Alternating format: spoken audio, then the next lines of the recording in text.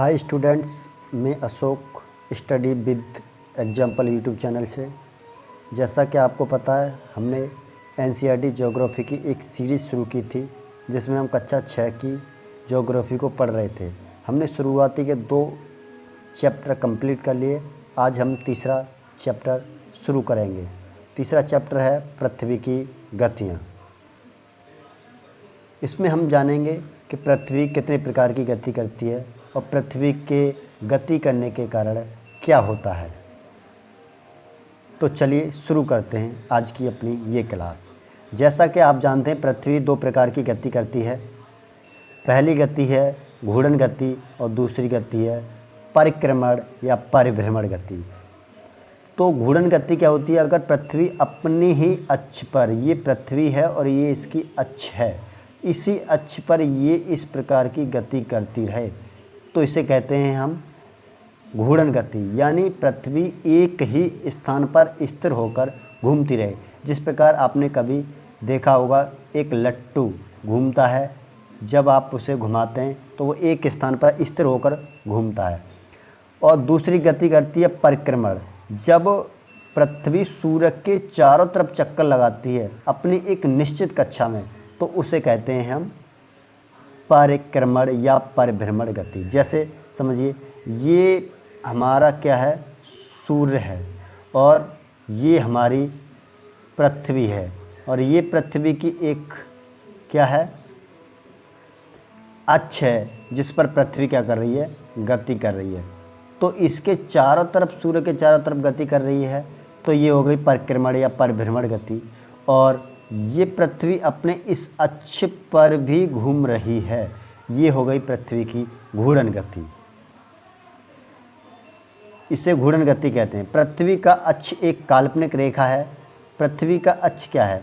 पृथ्वी का अक्ष रियली में है तो है नहीं, वो हमने मान रखा है कि यहाँ से होकर गुजरती है, जो कक्षीय सतह से क्या करता है? 66.5 डिग्री का कोण बनाता है। वह समतल जो कक्ष के द्वारा बनाया गया है उसे हम कहते हैं कक्षीय समतल। किसके द्वारा बनाया गया है? जो समतल कक्ष के द्वारा बनाया गया है। पृथ्वी सूर्य से प्रकाश प्राप्त करती है, पता है हमको।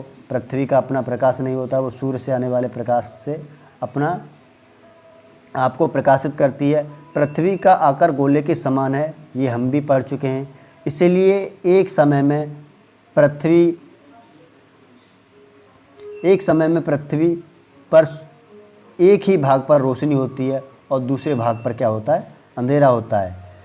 जो वृत्त या पृथ्वी का वो हिस्सा जो सूर्य के जस्ट सामने होता है वहाँ पर दिन होता है, और जो सूर्य के जस्ट पीछे होता है वहाँ पर क्या होता है? रात होती है।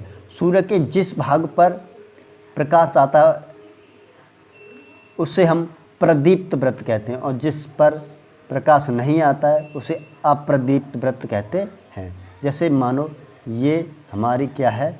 एक पृथ्वी है और यहाँ हमारा सूर्य है।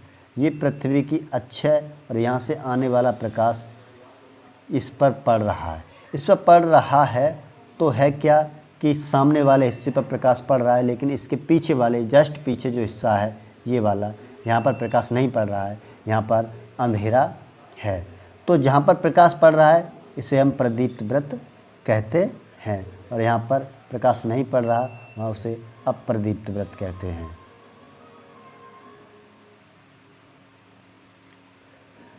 यह वृत्त अक्ष के साथ नहीं मिलता, जैसा कि आप चित्र में देख रहे हैं। तो ये अक्ष क्या है? ये वृत्त के साथ नहीं मिलता है, प्रदीप्त वाला। चित्र 3.2 में आप देख सकते हैं, पृथ्वी अपने अक्ष पर एक चक्कर पूरा करने में 24 घंटे का समय लेती है। और कितने समय लेती है? 24 घंटे का समय लेती है। घूर्णन के समय काल को पृथ्वी का दिन कहा जाता है।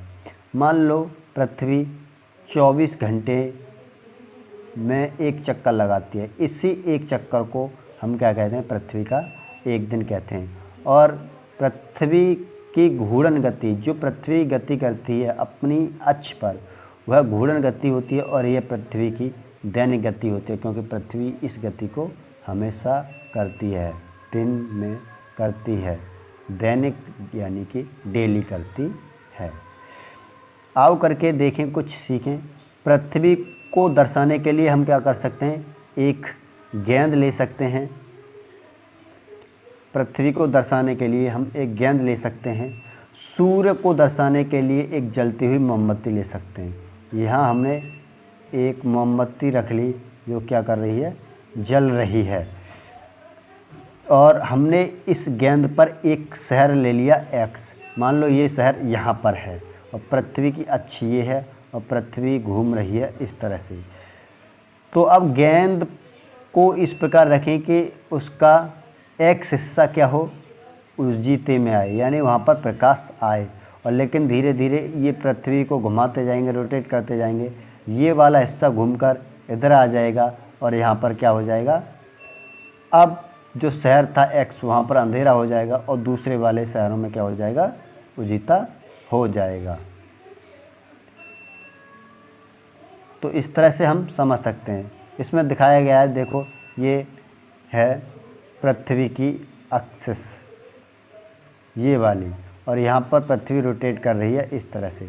अब ये है हमारा सूर्य, ये हमारा सूर्य है और सूर्य का प्रकाश यहाँ से चलकर जब पृथ्वी के आधे हिस्से पर पड़ता है तो क्या होता है, यहाँ पर होता है आधे वाले हिस्से पर दिन। अब हम कहें कि यहाँ से इधर वाला जो हिस्सा है, यहाँ से इधर वाले हिस्से पर, यानी हम कहें जब सूर्य हमारा इधर वाली साइड में होगा, यानी हम कहें कर्क रेखा पर होगा, तो इधर वाले हिस्से में उजीता होगा। और यहाँ के यानी कहें कि नॉर्थ पोल में उजीता होगा, प्रकाश होगा, और जो साउथ पोल है वहाँ पर क्या होगा, अंधेरा होगा। तो सामने वाले भाग में प्रकाश आ रहा है, इसे हम प्रदीप्त वृत्त कहते हैं। आगे चलते हैं। अगर पृथ्वी घूर्णन ना करे तो क्या होगा? कभी आपने सोचा है कि पृथ्वी ना घूमे तो क्या हो सकता है? सूर्य के तरफ वाले हिस्से अगर पृथ्वी ना घूमे तो ये पृथ्वी है और पृथ्वी यहाँ पर स्थित है और यहाँ पर ये सूर्य है। सूर्य से आने वाला प्रकाश अगर पृथ्वी अपने स्थान पर रोटेट नहीं कर रही है तो इसके चारों तरफ पृथ्वी चक्कर लगा रही है, तो ये वाला ही हिस्सा हमेशा क्या रहता, पृथ्वी के सूर्य के आगे होता, और इस वाले स्थान पर क्या होती, गर्मी बहुत ज़्यादा होती, और इसके पीछे वाले भाग पर क्या होता, अंधेरा होता, और यहाँ पर बहुत ही ठंडा होता। इस प्रकार पृथ्वी की दूसरी गति जो सूर्य के चारों ओर कक्ष में होती है उसे परिक्रमण गति कहते हैं। पृथ्वी एक वर्ष में 365 दिन में सूर्य का एक चक्कर लगाती है। हम लोग एक वर्ष को 365 दिन का मानते हैं, सुविधा के लिए हम 6 घंटों को क्या कर देते हैं, छोड़ देते हैं। तो यहाँ देखिए ये पृथ्वी है, यहाँ पर, यहाँ ये सूर्य है, और यहाँ भी पृथ्वी है, यहाँ भी पृथ्वी है, यहाँ भी। ये पृथ्वी की सूर्य के चारों तरफ घूमने की स्थितियाँ दिखाई गई हैं। ये पृथ्वी यहाँ पर है, ये पृथ्वी की एक्सिस है, ये विषुवत रेखा है, और ये क्या है, कर्क रेखा, और ये है मकर रेखा। जब सूर्य से प्रकाश आता है तो सबसे ज़्यादा पड़ता है कर्क रेखा और भूमध्य रेखा के मध्य में। तो यहाँ से हम इस वाले फिगर में देख सकते हैं कि यहाँ से ये वाली रेखा पर इधर वाले हिस्से पर सूर्य का प्रकाश पड़ रहा है, तो यहाँ पर क्या है, दिन है, और यहाँ पर सूर्य का प्रकाश नहीं पड़ रहा है, तो यहाँ पर क्या है, अंधेरा रहेगा। और जैसे जैसे पृथ्वी घूमती रहेगी, अपनी अक्ष पर घूमती जाती है, तो वहाँ पर दिन निकलता है। तो पृथ्वी जब 21 जून को यहाँ पर होती है तो यहाँ पर क्या होता है, सबसे ज़्यादा गर्मी वाला मौसम होता है। अब यहाँ से पृथ्वी चलना शुरू करती है दक्षिण की तरफ, तो धीरे धीरे यहाँ पर पृथ्वी पर समान टेम्परेचर होता चला जाता है की तरफ चलती जैसे है। पृथ्वी तो दक्षिणी गोलार्ध में क्या होता है, शीत ऋतु होती है, और उत्तरी गोलार्ध में क्या होता है, इस समय ग्रीष्म ऋतु होती है। इसके बाद 23 सितंबर को पृथ्वी बसंत ऋतु होता है, क्योंकि इस समय सूर्य की किरणें समस्त पृथ्वी पर बराबर पड़ रही होती हैं। इसके बाद दक्षिणी गोलार्ध में आ जाता है। तो अब की बार पृथ्वी का है बसंत ऋतु। प्रत्येक 4 वर्षों में से बचे हुए 6 घंटों को यानी एक दिन में 4 वर्षों में प्रत्येक वर्ष के बचे हुए 6 घंटों को यानी कि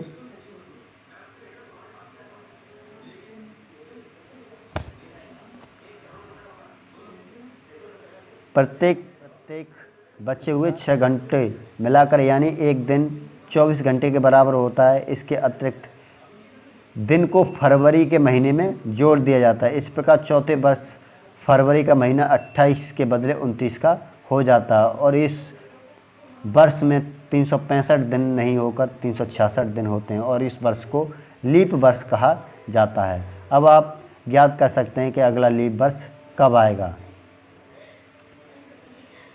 चित्र 3.3 से स्पष्ट है कि पृथ्वी दीर्घवृत्ताकार पथ के चारों ओर चक्कर लगाती है। ध्यान दीजिए कि पृथ्वी पूरे कक्ष में एक ही दिशा में झुकी रहती है। यहाँ पर हमने देखा कि पृथ्वी क्या है, पूरे कक्ष का एक परिक्रमा लगा ली और वो कैसी है, एक ही दिशा में झुकी हुई है। यानी कि पृथ्वी यहाँ भी इसी दिशा में है, यहाँ भी इसी दिशा में है, यहाँ भी इसी दिशा में है और यहाँ भी इसी दिशा में है। तो पूरे वर्ष भर चक्कर लगाते हुए भी पृथ्वी एक ही दिशा में रहती है। सामान्यतः एक वर्ष में गर्मी, सर्दी, बसंत और शरद ऋतुओं को बांटा जाता है। ऋतुओं में परिवर्तन सूर्य के चारों ओर पृथ्वी की स्थिति के कारण होता है। तो गर्मी, जाड़ा, सर्दी कैसे आते हैं, जब पृथ्वी अपने अक्ष पर सूर्य के चारों ओर गति करती है, जिसके कारण क्या होता है, मौसम में परिवर्तन होता है। अब दीर्घवृत्त बनाना अब बहुत ही आसान है। आप 2 पेन लीजिए, दोनों पेनों से एक धागा लेकर उससे बांध दीजिए और धागे में पेन को इस तरह से हिलगाकर पूरी दोनों धागे की तनियाँ तनी रहें। जिस प्रकार से एक पेन ये लो, ये वाली, एक पेन ये वाली ले ली और हमने इससे एक धागा यूँ बांध लिया और यहाँ पर हमने कोई एक पेन लगाई और पेन लगाने के बाद इसको खींचते हुए यूँ बनाया और यूँ बनाया और यूँ बनाया। इस तरह से हमने बनाया तो ये है दीर्घवृत्त बन जाता है इस तरह से। चित्र 3.3 में आप देखेंगे कि 21 जून को उत्तरी गोलार्ध में सूर्य की तरफ झुका हुआ, उत्तरी गोलार्ध क्या है, सूर्य की तरफ झुका हुआ, सूर्य की किरणें कर्क रेखा पर सीधी पड़ती हैं। इसके परिणाम स्वरूप इस क्षेत्र में ऊष्मा की अधिक मात्रा प्राप्त होती है। अब सूर्य क्या था, इस तरह से था और ये कर्क रेखा और इससे ऐसे होना चाहिए था।